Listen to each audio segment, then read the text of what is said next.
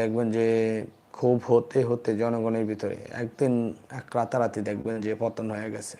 কারণ এটা আমরা পূর্বের অভিজ্ঞতা ধারণা থেকে আপনাদেরকে দিয়েছি এবং আপনাদের ধারণাগুলো আমরা একটু জানতে চেয়েছিলাম, কিন্তু আসলে আপনাদের জায়গা থেকে সেই মতামতটুকু আমাদেরকে দিয়ে সহযোগিতা করেননি।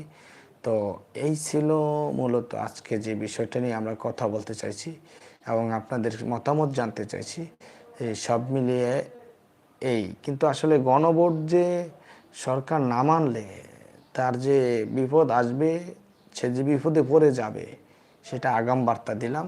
কারণ জনগণ কিভাবে একটা সরকার পতন করে, কি কারণে পতন করা হয়, সেই কথাগুলো কিন্তু একদিনের নয়, এক কথায় নয়, দীর্ঘদিনের ক্ষোভকেই মূলত এই পতনের দিকে টেনে নেয়। তবে তারেক রহমান বর্তমান দেশের প্রধানমন্ত্রী, তিনি হয়তো